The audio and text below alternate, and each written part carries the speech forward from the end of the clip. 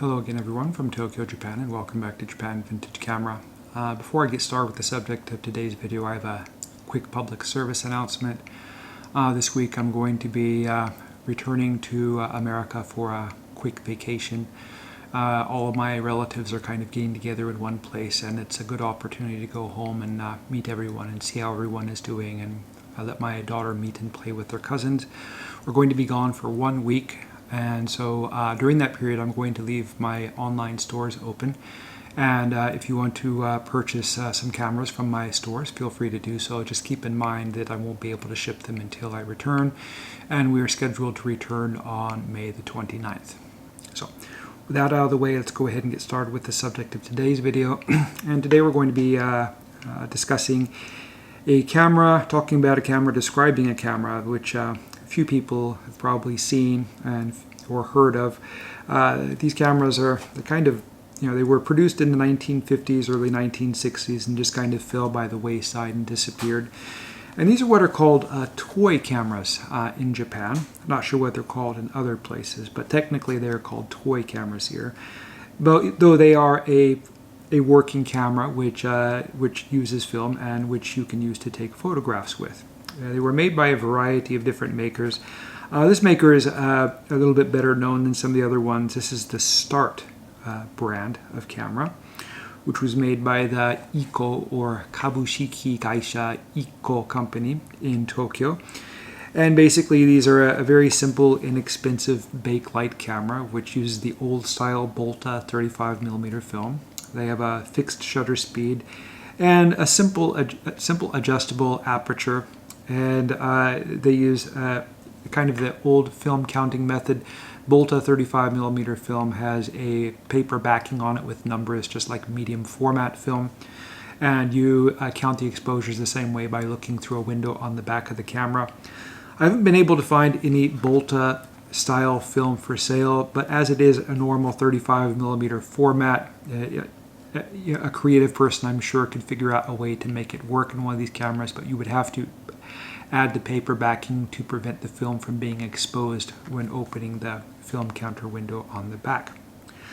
So it's interesting that the box is in such good shape. This camera is quite a few years older than I am, and it's held up quite well. The box has anyway. We'll find out about the camera in a minute.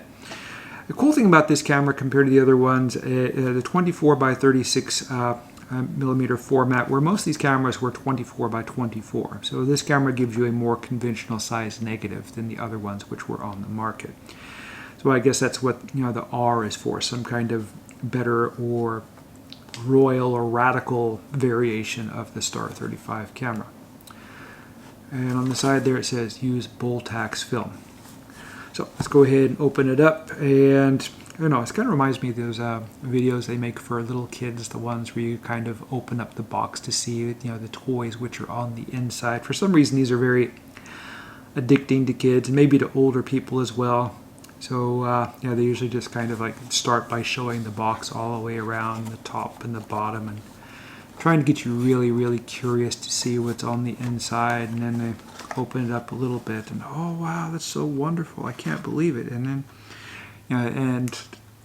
everyone really wants to see what the person on the camera is showing, and then they kind of just slowly move stuff around and then begin taking out the pieces to show it off. The first piece we have here is the lens hood, which says Start 35 on it, and then we have some plastic containing the camera itself. And surprisingly, the plastic is in really good condition. And in the bottom, we have information card.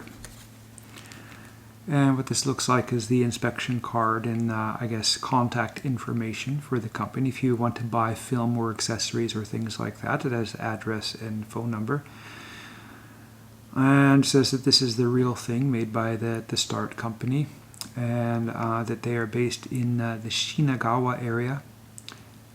Nanachome, the third part, 30th building, Shinagawa. And Shinagawa, if I'm looking out my window, my finger is pointing towards Shinagawa, and I can see this beautiful new building which they're building up, I think more toward like the the northeast side of Shinagawa Station.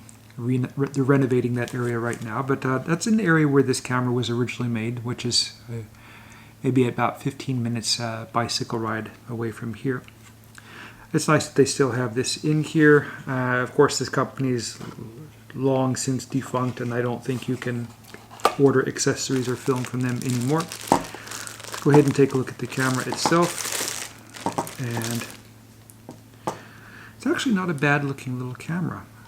It has a fair amount of, I guess, effort put into its design and some nice style touches. The nice name embossed on the top here, and a little bit of an Art Deco design here on the top of the body. This camera is made out of bakelite, which is kind of a primitive form of plastic. Plastics in the 1940s, 50s, and 60s were still a developing technology. Bakelite was something which was easier to manufacture with what they had available. It was it's non-conductive to electricity, so it's used in a lot of electrical appliances. It doesn't let light through, which is one of the good reasons to use it for something like a camera. And there were quite a few cameras which were made of this stuff, and even engine parts to cars, like distributor caps or things like that. It resists high temperatures very well, non-conductive, blocks out light, so a pretty good basic material for building things. On the other hand, it's kind of brittle, and if you were to drop this camera on the ground, it might break. Not break like glass, but break like ceramic or something like that. And yes, I've dropped a distributor cap before and had it break, so yeah, it's definitely possible. Let's go ahead and take a look at the features, controls, and functions. This is a very simple camera. It won't take long to describe these. We have the film winding knob on the top, and it has an arrow embossed on it so you know which way to turn it. And as you are turning it, you have to pop open this window on the back, and this allows you to count the exposures. Next to that, we have a optical viewfinder, and it's remarkably clear. It's it's a brand new camera, despite the fact that it's I don't know, 70 years old or so. High quality optical plastic, and I wouldn't expect an inexpensive toy camera company to make such high quality optical plastic, but there isn't a hint of haze or fogginess in this plastic viewfinder. And there were a lot of companies manufacturing optical glass in those days, and the glass hasn't held up as well as this plastic has. Here we have a switch for the shutter operation. We have the standard shutter speed, which seems to be about 1/30th of a second, and then we have a bulb setting, which you can use for taking timed exposures. And then here we have the shutter release button, and when you can hear it open and close when you have it on the bulb setting. And here we have the lens on the lens cover. For the first time this has been off. Actually a nice chrome plated metal cover. And here we have the lens. So this is a 50mm lens, so it would give you the typical format, the typical, I guess, focal length of a normal 50mm lens, like you would find in a common 35mm camera. And I believe this is a dual aperture kind of system. You have a f8 is the standard open aperture, and then you can stop it down to f16, which makes it more suitable for that longer exposures.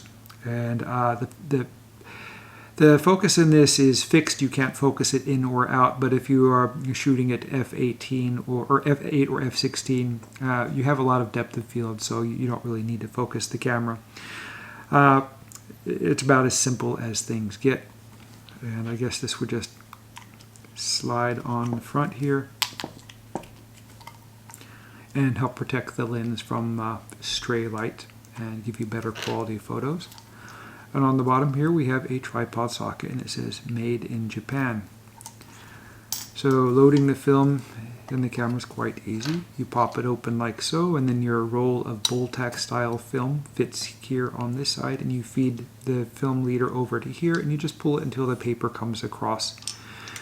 And I don't know about alignment marks on the Bultac kind of film, but just pull the film over so it, the paper backing is here. But Not that the film comes out yet, because you don't want to start exposing the film. And a really interesting thing about this, it has a curved backing plate, a curved pressure plate for the film, and also the rails here are curved. So I guess the design of the lens is, kind of like that big movie screen at the Edwards Newport Theater where I saw Star Wars when I was a kid. There's a curved screen for kind of a more interesting experience.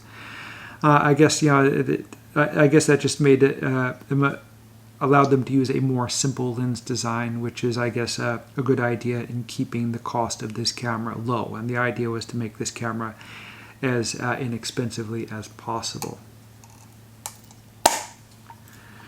It's quite light. It might weigh maybe half as much as my iPhone, maybe even lighter than that. It's hard to say what kind of use there is for a camera like this. I know there are a lot of people who collect these, so I would imagine that for people who collect these toy cameras of the 1950s, an example like this would be really nice for them to have. And just for the sake of it, I'll go ahead and put it for sale in my online stores. And if someone wants a really nice example of a Japanese toy camera for their collection, maybe you'll find this one interesting. In regards to the film, Boltax film, I don't find it available, but as I said earlier, it's possibly or probably something that a reasonably skilled person could make work. Figure out a way to do this. You would take to do it. You would need, of course, a roll of 35mm film, and you would need some backing paper. And just the used paper, which comes off of 120 roll film, would be perfect. You would just cut it to the right size. And one thing you would have to do is you would have to mark the backing paper in the correct place so you could wind and align the film properly to take photographs. Certainly not impossible, but it would be a bit of work. But it would be really interesting to see what kind of photos that a camera like this is capable of taking. But anyway, that's it for my video. If anyone has any questions or comments about the Start 35R, if anyone of you has ever shot with a camera like this, or have any sample photos, please share your experience with us, or give us a link to where we can look at the photos. And hopefully this will be something interesting for people and a good topic for conversation. So anyway, that's it for today's video. I'm going to go ahead and put this thing away. And as I said, I'll be out of town next week and returning on the 29th. I've been adding a little bit of content to my cycling channel. Maybe you can't tell here, but I've managed to lose about 15 pounds since I got back on my bike. A wonderful thing. I feel a lot better for doing it. I'll be adding more cycling videos when I get back. If you'd like to see those, please check out my cycling channel. I'll post a link to that in the description below. And also, please visit my online stores. I've added some cameras to these stores recently over the past few days. A little bit more variety than usual. Maybe you'll find something you like there. Once again, check the links. And if you'd like to see more, please subscribe and click the thumbs up button if you like it. Thank you very much for watching, and I hope you tune in again soon.